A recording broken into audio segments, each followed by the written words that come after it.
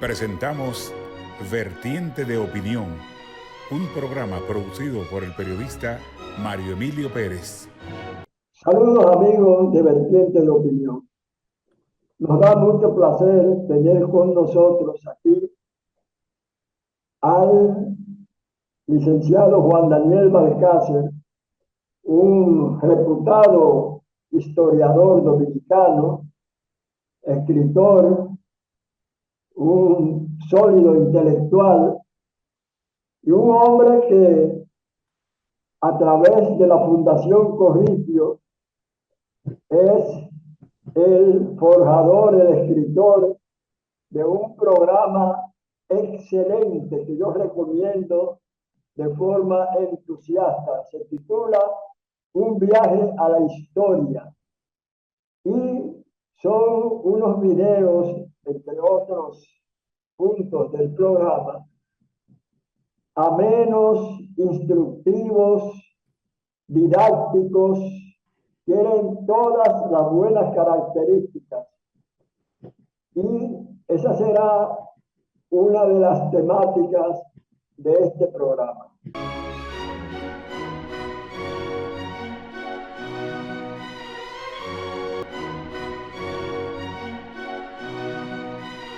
Vamos de inmediato a entrar en materia con nuestro distinguido invitado, el doctor Juan Daniel Balcácer, un hombre que si alguien ha puesto en alto de manera merecidísima el nombre de Juan Pablo Duarte como quizás el principal padre de la patria, pues ha sido él.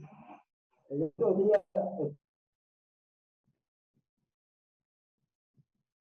una obra de él excelente, muy acucioso, un investigador incansable y un hombre que cuando hay que salir a rebatir algo, porque hay de todo en las viñas del Señor, contra el patricio, pues Juan Daniel es de los primeros. Juan Daniel, ¿cómo surge un viaje a la historia de la Fundación Corripio, de la cual eres parte importante en este programa? Saludos, Mario. Un placer de nuevo compartir contigo en tu espacio, del cual yo también me siento parte. El proyecto Un viaje a la historia surgió a raíz de una iniciativa del señor Manuel Corripio, quien en una ocasión pues nos reunimos y me transmitió su deseo de que la historia dominicana en diferentes facetas y aspectos y en formatos de episodios pues pudiera llevarse a la población dominicana en el formato digital. Y me mostró casos que existían, que ya se usan en España y en otros países, en los que en las redes sociales pues se difunden noticias históricas y culturales y de diferente índole sobre aspectos importantes del pasado a escala universal. Cuando me transmitió esa idea, inmediatamente capté la importancia del proyecto y además me dijo que la Fundación Corripio estaba en disposición de auspiciarla. De manera que hace 5 o 6 meses hemos venido trabajando, preparando esos episodios a manera de cápsulas históricas sobre hechos importantes, trascendentes del pasado dominicano y también sobre personajes de la República. De manera que hace unos días, pues, se llevó a cabo el lanzamiento del proyecto y ya es una realidad y se encuentra en las plataformas digitales del grupo de medios Corripio, y todo el interesado de manera gratuita puede acceder a esos episodios, a esos capítulos, simple y llanamente entrando a unviajealahistoria.com.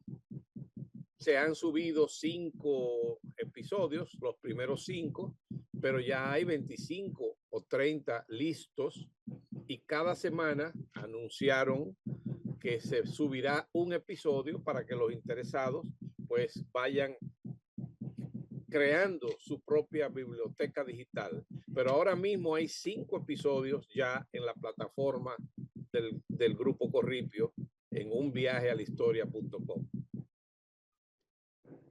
Indudablemente que los primeros que he visto, oye, me han causado muy buena impresión. Incluso, por más que uno lea, hay algún aspecto de un episodio histórico o de un personaje de la historia que uno no conozca, porque ahí el episodio de Duarte con el capitán del buque, el español que lo trasladaba a Europa, le dijo que debería darle vergüenza de que estuviera dominado su pueblo, su país, por los haitianos. Sí. Entonces, de acuerdo a Duarte, ese episodio, ese incidente, fue, si no determinante, coadyuvante a que él se interesara, además con todas las luchas que dio políticas en Europa, para el ideal de independizar a su pueblo. Sí. Ciertamente, en el diario de Rosa Duarte, ella cuenta cómo esa experiencia que vivió Duarte en el trayecto del viaje desde Santo Domingo a Estados Unidos y luego a Europa, del diálogo que sostuvo él con el capitán del barco, que lo increpó diciéndole que si no le daba vergüenza ser haitiano. Y Duarte le respondió que él no era haitiano, que él era dominicano. Entonces es importante ese pasaje del diario de Rosa Duarte, porque por primera vez después de José Núñez de Cáceres, vemos a un antepasado nuestro reivindicar el gentilicio dominicano. Es decir, Duarte le dice al capitán, no, yo soy dominicano. Entonces, él mismo, reflexionando posteriormente, escribiría que a partir de ese momento juró luchar por la independencia de su pueblo. Claro, no vamos a decir que fuera solamente ese diálogo que indujera a Duarte a asimilar ideas independentistas. Es evidente que cuando Duarte sale de la isla hacia 1829, ya Duarte tenía conocimientos de los movimientos independentistas que venían realizándose en lo que hoy es América Latina. Y además tenía el mismo ejemplo, el propio ejemplo de Haití, en la isla de Santo Domingo, en la parte occidental, que en 1804, después de una guerra de unos 12, 14 años, se declaró independiente de Francia y creó la primera república negra libre de América. Lo que quiere decir que la amarga experiencia en el conversatorio con el capitán del barco, lo que hizo fue acentuar, acelerar en el joven Duarte el deseo de prepararse y de regresar a su patria a luchar por la independencia de su pueblo. Hay detalles de la historia que por ejemplo en era de Trujillo no se ponían de manifiesto, porque yo recuerdo que siendo yo estudiante de quinto curso de primaria en la escuela Luisa Osema Pellerano, nos regalaron un volumen bastante grueso de historia dominicana, titulado Historia Gráfica. Sí. Y ahí, en todas las gráficas que eran hacia la izquierda el texto y la gráfica a la derecha, siempre los haitianos aparecían con piel oscura, con labios gruesos, narices amplias, romas. Y entonces uno luego, ya en la democracia, sobre todo a través de ustedes, los historiadores, más prolijos, más acuciosos y más veraces y auténticos, ponen de manifiesto que muchos de esos invasores haitianos y de ocupantes también de la misma nacionalidad eran mulatos, sí, producto de la mezcla de los franceses que ocuparon el territorio con las negras de Haití. Sí, así es. Realmente la sociedad haitiana era una sociedad mayormente de negros, porque recuérdese que se fundó sobre el Santo Domingo francés, que era una sociedad esclavista colonial que habían los franceses transportado desde África, desde diferentes puntos de África, más de 500.000 de esclavos, esclavos, que luego fueron los que formaron, después de la guerra independentista, la República de Haití. Pero había, claro está, una minoría mulata, una mayoría negra y una minoría blanca. Por eso Juan Bosch, en uno de sus estudios en composición social dominicana, dice que la revolución haitiana fue una revolución bastante compleja, porque aparte de haber sido una guerra internacional, una lucha internacional, también fue una guerra racial y una guerra social. Racial porque en esa rebelión que comenzó en 1791 y terminó con la declaratoria de independencia en 1804, se enfrentaron negros contra blancos, negros contra mulatos, mulatos contra blancos, blancos contra negros y mulatos. Y después de expulsados los franceses, la gran parte de la inestabilidad que ha tenido el pueblo haitiano se ha escenificado entre conflictos entre una clase minoritaria mulata que ha dominado a la mayoría del pueblo haitiano a través de los años. Sin embargo, uno ve también, y esa es otra parte que nunca se mencionó en los textos históricos durante la era de Trujillo, que un aspecto que influyó en forma importante en la independencia dominicana fue que cuando Boyer era el dictador en su pueblo, Rivière Gerard y su grupo más liberal Sí. contribuyeron con los independentistas dominicanos, claro, lo hicieron para aprovechar ese apoyo, pero al mismo tiempo no era sincero, porque luego Gerard fue quien ocupó la parte oriental.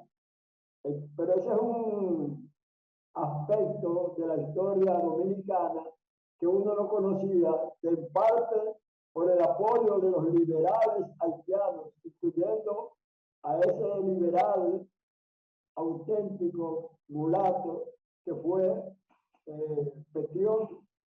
Petion fue un gran liberal y ese fue un factor que influyó, pero que uno desconocía hasta que cayó el Trujillato, ese apoyo haitiano a nuestra independencia.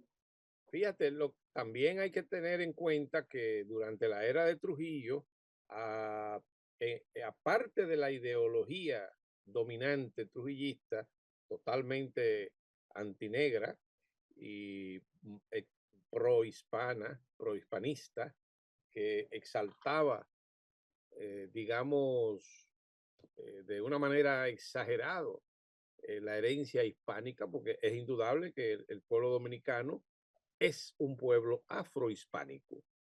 Nuestra cultura fundamental, esencial, es hispana, pero también no podemos darle la espalda al componente africano que forma parte de la identidad nacional dominicana. Eso es innegable. Pero cuando la enseñanza oficial durante la dictadura se privilegiaba más el componente hispano que el componente africano, y ello dio lugar a que hubiera toda una campaña, si se quiere, de suprimir todo lo que significaba ser negro o ser descendiente de haitianos, cosa que le mortificaba al dictador, sabiendo, como sabía, que su abuela materna era haitiana y que resaltaban más los ideólogos del régimen que él tenía raíces hispánicas, porque su abuelo paterno era un español que había venido con la anexión a España. Es decir, que se puede decir que la juventud durante la era, a través del sistema educativo, vivió un tanto enajenada, alienada respecto de lo que era la realidad histórica del pueblo haitiano y sus vínculos con el pueblo dominicano, que en realidad no tenía, ni tuvo, ni tenía en el fondo un sentimiento racista discriminatorio respecto del pueblo haitiano. Nunca. Aquí ha habido minorías muy minúsculas que sí han sido racistas, pero el pueblo dominicano no, porque precisamente en su esencia está esa composición afrohispánica que no puede negarse. Claro, y hay una expresión popular dominicana que dice que todos tenemos el negro detrás de la oreja. Claro. O sea, no hay un antepasado de piel oscura. Sí. Pero fíjate, Juan Daniel, el primero que yo vi con las amenas anécdotas de Lilis fue a ti en tu magnífica charla sobre el humor en la política dominicana. Y entonces tú relataste, y yo la escuché por primera vez porque ni siquiera la había leído, no había leído ningún autor, ningún historiador que relatara esas anécdotas, muchas de ellas, cuando se estaba durante uno de los periodos dictatoriales de Ulises Heró, Lilis, tratando, porque no se había hecho hasta ese momento la escogencia de los padres de la patria, mientras que la mayoría de los países de América Latina tenían prohombres, héroes, y de ahí escogían de inmediato uno o más padres de la patria. Y entonces, cuando estaban nombrando que puede ser fulano, puede ser el otro, hubo muchos choques porque descendientes de casi todos los próceres consideraban que sus ascendientes debían ser de los padres de la patria. Sí. Y en una Lilis, cuando estaba sacando las partes negativas de cada uno, dijo aquella célebre frase: no me muevan el altar, que se me caen los santos. Así es, así es. Es que esa polémica, que fue la primera polémica que surgió en el país acerca de quiénes eran los personajes más destacados del proceso independentista y además quienes merecían ser considerados padres de la patria, esa polémica se dio en el año 1894 en la prensa de entonces. Figuras como José Gabriel García, el historiador, y Manuel de Jesús Galván García, representaba como quien dice la corriente duartiana, y Galván era un furibundo defensor de Pedro Santana. Entonces se estaban debatiendo el papel que habían jugado cada cual en las luchas independentistas, pero surgieron otras posiciones y hubo quien planteó que el verdadero fundador de la República no había sido Duarte, sino Sánchez, y otros que Santana, y otros que Bobadilla, y así sucesivamente, cada cual en el periódico El Eco de la Opinión y en otro que se llamaba El Teléfono, cada cual publicaba sus artículos y sus opiniones. Hubo también un escritor llamado Rafael Abreu Licairac, que escribió un libro en 1894 titulado Consideraciones acerca de la independencia y sus prohombres. Y en ese texto, el escritor Abreu Licairac planteaba que la independencia, que la república no había tenido un solo fundador, sino varios fundadores. Entonces, él era más ecléctico, si se quiere. En ese entonces surgieron digamos, dos grupos, dos tendencias. Quien propugnaba por Duarte como padre de la patria y quien decía que no, que Sánchez era el que merecía tan alta distinción. Santana ya había quedado fuera del debate, aun cuando Manuel de Jesús Galván era partidario de que fuera Santana.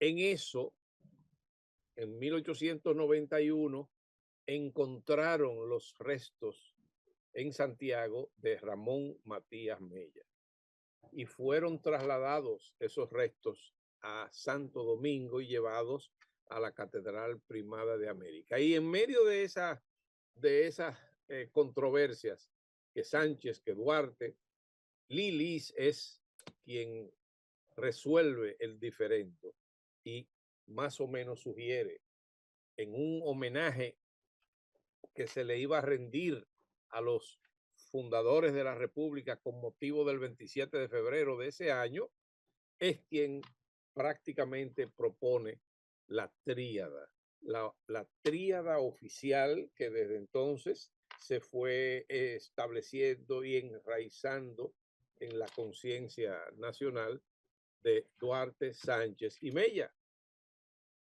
Y se difundió la idea de que el gobernante, el dictador, no se sentía a gusto con que continuara el debate en el sentido de destacar quién tenía más preeminencia que quién, que si Duarte, que si Sánchez, que si Mella.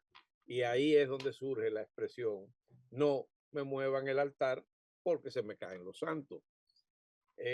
Lilis, como se sabe, era un personaje, un dictador, pero era además un profundo conocedor de la psicología popular, venía de las propias entrañas del pueblo y era un hombre muy dado a la paremiología, a los refranes, y cuando invocaba algo lo decía y era una suerte de reflejo del sentir popular. Te voy a contar una anécdota que recuerdo ahora. que en 1886, cuando la revolución de Moya, a raíz de los problemas de las candidaturas de Casimiro Nemesio de Moya y Segundo Inver contra él, bueno, surgió lo que se llamó la revolución de Moya y el gobierno persiguió y logró derrotar a todos los moyistas porque realmente estaban enfrentándose con un dictador y Lilis tenía el control de todos los resortes del poder. La cuestión es que en La Vega, uno de los generales seguidores de Lilis atrapó uno de los seguidores de Moya que en el fragor de la lucha no solamente invocó el nombre de Moya, sino que habló de Buenaventura Báez, que ya había muerto hacía mucho tiempo. O sea, Báez no significaba políticamente ningún peligro para Lilis. Y cuando Lilis llega a La Vega, le dice el general, mire, presidente, tengo a fulanito preso y lo voy a fusilar, porque en medio de la revuelta dijo, ¡viva Báez! Y Lilis le dijo, no lo fusile, que aquí a la hora del peligro, cada cual invoca al santo de su devoción. Y es así, si tú te pones a analizar, aquí todo el mundo tiene su santo al que le rinde tributo. Y lo puedes ver con los partidos, con las organizaciones políticas minoritarias. Todo el mundo tiene su santo al que continuamente le vive rindiendo pleitesía. Tú sabes que hay un libro muy interesante de Juan Isidro Jiménez Grullón, que tú tienes que haber leído más de una vez, porque yo lo he leído varias veces. Claro. El mito de los padres de la patria, donde él prácticamente le busca los puntos negativos que tenemos todos los seres humanos. Sí. Somos una mezcla de virtudes y defectos. Y mi querido amigo, la enciclopedia humana, Álvaro Albelo, Sí. dice siempre, hay maldad en el virtuoso y virtud en el malvado. Y entonces, en ese libro, Juan Isidro va sacando todos los puntos negativos, los actos, acciones y omisiones de próceres, entre ellos los padres de la patria, con excepción de Duarte, a quien le señala pocos defectos y considera que es el único que merece el título de padre de la patria. Sí. Yo soy descendiente de Francisco de Rosario Sánchez, pero leyendo ese libro considero que quizás ni Mella ni ascendiente merecían ser llamados padres de la patria. Creo que en una de tus obras tú dices que a Sánchez lo incluyeron porque había un funcionario de uno de los gobiernos de Lilis que era ministro, y entonces él influyó en que se incluyera a Sánchez, que yo vi que entre otros dislates, vamos a usar ese término, o errores que cometió, fue servir en uno de los gobiernos de Santana y en otro de Buenaventura Báez, siendo Santana el ejecutor de su parienta, también ascendiente mía, María Trinidad Sánchez. Mira, Mario, ese libro al que te referiste del doctor Jiménez Grullón, en su época fue una de las contribuciones más importantes al estudio crítico de la historia dominicana. Ese libro prácticamente revolucionó, junto a otras publicaciones de Emilio Cordero Michel, de Hugo Tolentino Dip, de Franklin Franco, digamos que en los años 70, 71, 72, poco después de la Revolución de Abril, cuando tanto la Universidad Autónoma pasó por un periodo de reformas importantísimas, el movimiento renovador, la misma nació lo que se llamó entonces la historiografía nacional científica, donde comenzaron a analizarse aspectos del pasado y personajes que en las escuelas, en la época en que tú y yo fuimos a la escuela, no se nos enseñaba a discernir críticamente sobre el pasado, sino estos fueron los héroes civiles y militares y no había una, un incentivo para que el alumno reflexionara críticamente sobre los hechos del pasado. Eso tenía mucho que ver con la dictadura. Pero realmente ese ministro al que tú te refieres, influyente del gobierno de Lilis, era nada más y nada menos que hijo del general Sánchez. Era Juan Francisco Sánchez, que se dio a la tarea, como es natural, de elevar a la máxima categoría heroica del país a su padre. No exageraba porque su padre había sido un hombre clave tanto en la formación de la República como en los inicios de la resistencia contra la anexión a España. Y fue, naturalmente, cayó en manos del gobierno de Santana y fusilado. Pero en el decurso de la Primera República, Sánchez, al igual que Mella, que regresaron al país y se incorporaron a las actividades de la política vernácula, pues le sirvieron tanto a Santana como a Báez, que eran los dos enemigos declarados de Juan Pablo Duarte y de los trinitarios, incluyéndolo a ellos. Pero había un problema de práctica política, de lo que llaman la realpolitik. Había que defender la república, había que defender la independencia de las invasiones haitianas.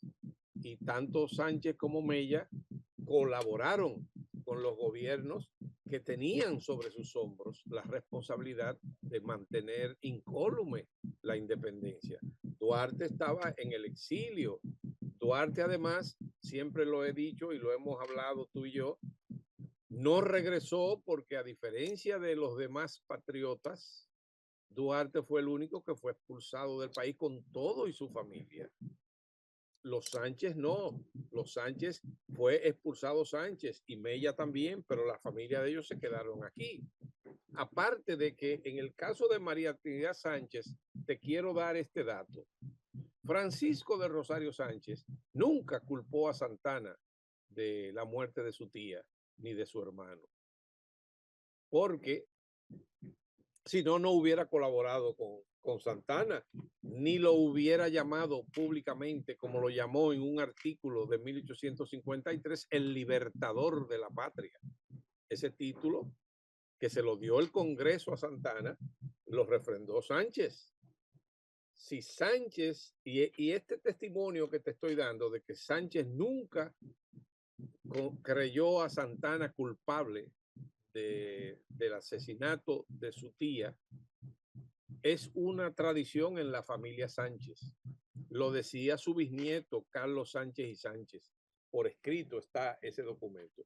¿Qué sucedió? Bueno, María Trinidad Sánchez fue acusada. Fue un crimen político, naturalmente, pero fue acusada de una conspiración política, pero fue juzgada. Fue juzgada por un tribunal legítimo, competente, que emitió una sentencia condenatoria.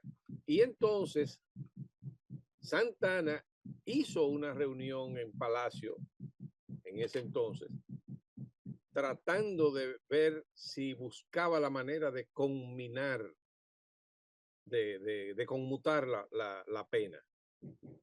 Y en esa reunión de prestantes ciudadanos hubo dos figuras que se opusieron, entre ellas Manuel Jiménez. Y por eso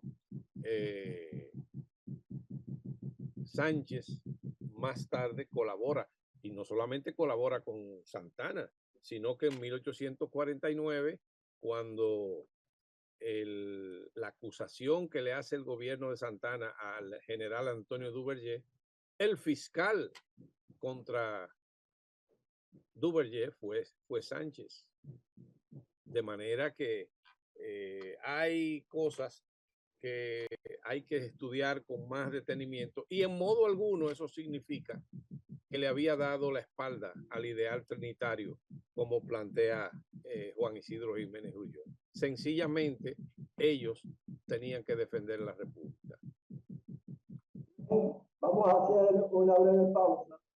Sí. No sin antes exhortarlos a que por cualquier vía de medio de comunicación ustedes vean un viaje a la historia, donde nuestro invitado de hoy es el historiador que describe tanto la prosperidad de algunos personajes de la historia como los sucesos que contribuyeron a la creación y luego posterior refrendamiento de nuestra nacionalidad. Y tampoco olviden que este programa se transmite en la frecuencia 6, tanto de Claro como de Altiz, a través del canal del Sol, a las 9 de la noche los domingos, y luego, gracias a la gestión de Elvin Mejía, ese hombre para quien la televisión no tiene secretos, pasarlo a través de YouTube. Volvemos.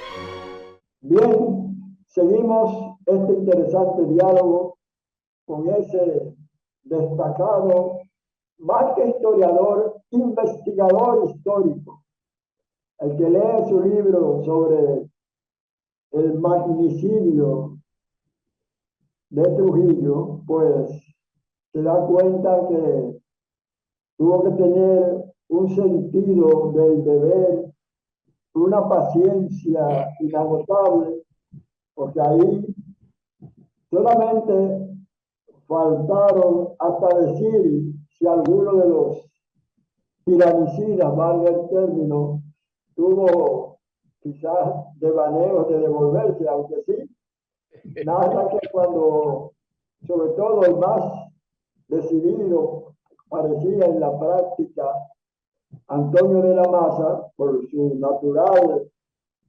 encono contra Trujillo por la muerte de su hermano Tabito, decía que él era capaz de actuar solo en el tiranicidio.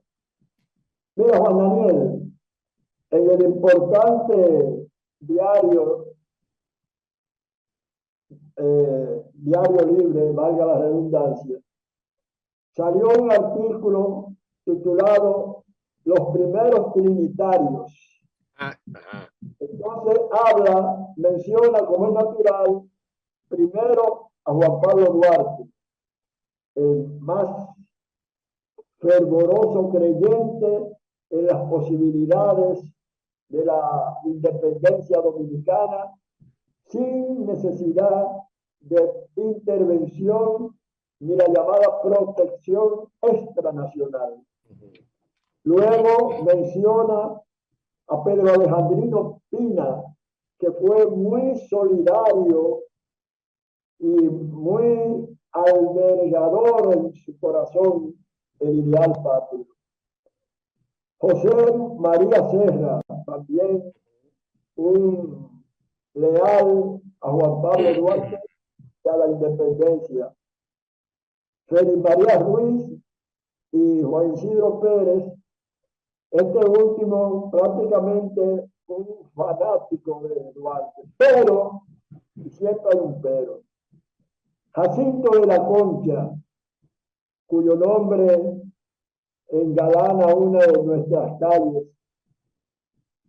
Juan Nepomuceno Ravelo, también otra calle, Felipe Alfaro, su calle, Benito González, calle, todas calles importantes y añejas, porque desde yo me mudé a San Miguel teniendo como 4 o 5 años de edad. Estoy viendo esas calles cercanas con esos nombres. Pero estos últimos, de la Concha, Ravelo, Alfaro y Benito González, eventualmente fueron partidarios, apoyadores de la anexión. Claro, no llegaron a los extremos de Máximo Gómez, que combatió armas en mano contra los restauradores. ¿Cómo podemos explicar eso y seguir todos los historiadores dominicanos con cierta validez enalteciendo a esos que luego claudicaron? Mira, lo primero que tenemos que tomar en cuenta es que la Sociedad Secreta La Trinitaria fue un grupo político. Es decir, se nuclearon en torno a Juan Pablo Duarte con el propósito de asestar un golpe político y militar a un gobierno dictatorial y crear una república libre e independiente. Ellos se unificaron para eso, para ese propósito, y siguieron a Duarte en cuanto se refiere a la proclamación de la república. Y como grupo político, estos 9 fundadores, que cada uno, como recordaremos, tenía que buscar 2 colaboradores más y formar esa base triple que fue expandiendo el radio de acción de la Trinitaria. Bueno, por esos 9 fundadores no pensaban exactamente igual que Duarte. Creían en lo que Duarte predicaba, pero después, ya proclamada la República, ya Duarte y extinguida la Sociedad Secreta La Trinitaria, que como sabemos ya para el mes de septiembre de 1844, la Trinitaria había sido desbandada y sus principales líderes deportados del país, entre ellos Duarte, Pérez, Pina, Sánchez, Mella, que se unieron a la Trinitaria después. Bueno, todos esos actores tuvieron que tomar partidos ya después de creada la República. Podríamos decir, para comparar la Trinitaria, algunos de los miembros de la Trinitaria con lo que sucede hoy en la política dominicana, que hubo algunos trinitarios que practicaron transfugismo. Sí, y entonces, ausentes Duarte, Sánchez, Mella de la República, los primeros 4 años, bueno, pues quienes se quedaron aquí, si no eran santanistas, eran baecistas. Ahora bien, es importante que tengamos presente, Mario, que durante la Primera República, 1844-1861, quienes se quedaron al frente del gobierno no fueron los liberales, no fueron los trinitarios, fueron los conservadores. Y los conservadores, Tomás Bobadilla, Pedro Santana, Buenaventura Báez, el doctor Caminero y todos los demás, nunca creyeron que los dominicanos podían mantener su independencia con sus propios recursos y siempre propugnaron por la protección de una potencia extranjera que les garantizara que Haití no iba a continuar invadiendo la parte española. Y por eso aquí siempre Si no era Santana, era Báez. Entre ellos había una competencia en cuanto a quién podría venir a protegernos. España, primero fue Francia, luego España, Inglaterra también y finalmente España. Y después que termina la guerra restauradora y la anexión a España, después que volvemos a ser independientes, entonces ya con Santana muerto, que como se sabe falleció en 1864, Buenaventura Báez y José María Cabral hicieron todo lo posible para que nosotros pasásemos a depender directamente de los Estados Unidos. Y hubo en 1869 un proyecto de anexión a los Estados Unidos que fue incluso firmado por el presidente de Estados Unidos, Ulysses Grant, y Buenaventura Báez. Suerte que fue rechazado por el Congreso estadounidense. Es decir, que aquí la política exterior dominicana, desde que nacimos a la vida independiente, fue pro-anexionista. Y que hubiera trinitarios que se identificaron con esa corriente, no debe sorprender. No debe sorprender porque esos no eran los puros. Los duartistas puros eran Juan Pablo Duarte, Pedro Alejandrino Pina, Juan Isidro Pérez y Sánchez y Mella fueron también en esencia nacionalistas, porque ellos colaboraron con Sánchez, con Duarte, con Santana y con Báez en diferentes épocas. Pero cuando se procedió a la anexión a España, tanto Mella como Sánchez se opusieron abiertamente a esos planes provisorios. Por eso son padres de la patria, porque estuvieron en la independencia y estuvieron en la restauración y nunca dieron la espalda a la negociación de la soberanía nacional. Nunca. Bien, le agradecemos al licenciado Juan Daniel Balcácer que este programa se grabó el pasado viernes, cuando él ese día, en horas avanzadas de la mañana, tiene una tertulia con destacados personajes de la vida dominicana, y él solicita permiso a los miembros de esa tertulia, muy amena, por cierto, donde hay gente muy inteligente, muy culta, para venir aquí a Vertiente de Opinión, del cual él es accionista moral. Ya lo saben. Hasta la próxima, y siempre el saludo a ese héroe anónimo que es Elvin Mejía, el supremo artífice de la televisión nacional. Gracias. Hemos presentado Vertiente de Opinión, bajo la conducción del periodista Mario Emilio Pérez.